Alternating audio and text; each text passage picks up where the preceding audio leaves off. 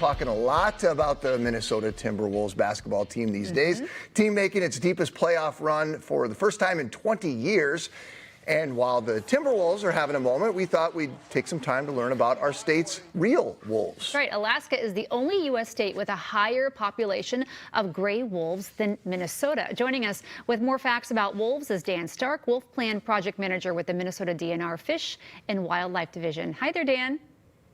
Good morning. Morning. Okay, I am learning quite a bit about animals today.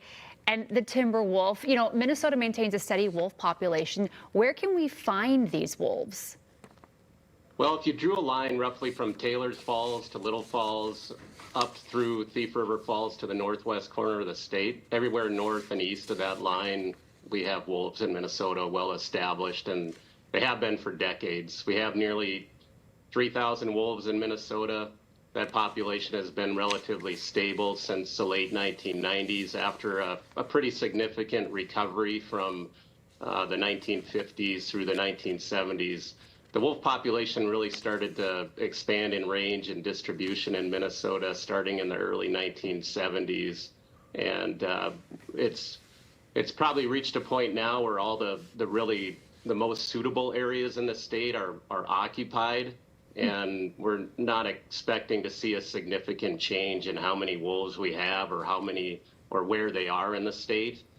What wolves need from, you know, a landscape perspective is big, unfragmented areas that have abundant prey to support those populations. And so the northern forests or the more rural parts of Minnesota that are less developed and have good deer and moose and elk populations, that's where wolves do well. Yeah, talk to us a little bit more about their diet. You just mentioned some of the species of animals, but can you run through some of the rest of them? Yeah, primarily in Minnesota, it's white-tailed deer. You know, they're by far the most abundant prey species for wolves in Minnesota, but you know, up in the Arrowhead region where we have more moose and deer are at a little bit lower density, they do prey on moose, and that's a pretty significant prey item for them. But really anywhere where wolves exist, it's those big, large hoofed mammals that wolves prey on. It could be moose, elk, deer, muskox, bison, you know, throughout North America and really the northern hemisphere where wolves are. Those are the things that wolves prey on. When I think of those large animals, I think of cattle. Are we having an issue with that? And if that does become an issue on your property, what should you do? Yeah, there can be conflicts with livestock, and that's one of the things that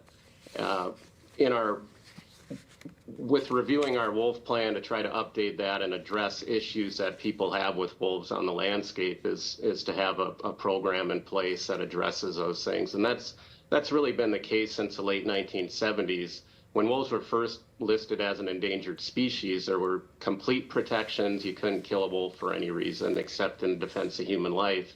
And because we have a healthy wolf population, we needed a mechanism to address that. And so when an animal is killed by a wolf, there's a process to have an investigation, determine whether wolves were involved. There's compensation that's paid through the Minnesota Department of Agriculture. And then those wolves are trapped and killed and removed from the area that are causing the damage or killing the livestock.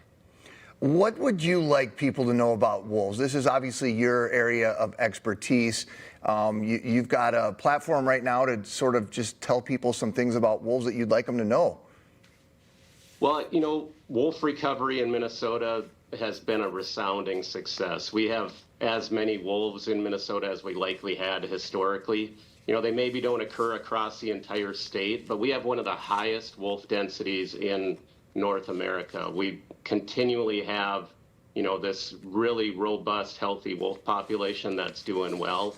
But we want to make sure that, you know, people that live out on the landscape and have issues and concerns that we can address through management, we want to make sure that we can do that responsibly. Looking at this video, I mean, these animals are beautiful, and seeing them out in their natural habitat is really neat for us to see them, because I don't see wolves very often where I No, live. no. What do you love about your work? I mean, this is such rewarding work, I would assume. Well, what attracted me to the work initially was just the interest in wolves. They're rare, they're elusive, they live in remote areas, and trying to figure out, how those animals live and what kind of things that they need. And, when we were trying to restore the population, so there was an interest in that. And, that's kind of evolved to see where wolves have come back so significantly, and trying to meet and address the concerns that people have living with wolves and try to find solutions to that has been pretty rewarding. I'm sure it's very unlikely to happen, but what would one do if they were to encounter a wolf? Well, I think appreciate it from a distance. Wolves are, not necessarily aggressive towards people, but if they're more bold or behaving, in a way that they're approaching people, then that's probably a little bit more cause for concern. And, you want to try to scare them away with whatever you have available. A lot of the common things like we do for keeping bears away from things is to make sure that we don't have any pet food or things that may attract them to the outside of our homes. Don't leave pets unattended outside. And, just be aware and cautious in an area where you may encounter them, so that you can kind of be proactive and move away if you need to. Very interesting. A timber wolf, a gray wolf. Thank you, Dan. We appreciate your time. Yeah, thanks, Dan. We're going to Thank put a you. link to learn more about the state's wolf management program right there on MinnesotaLive.com.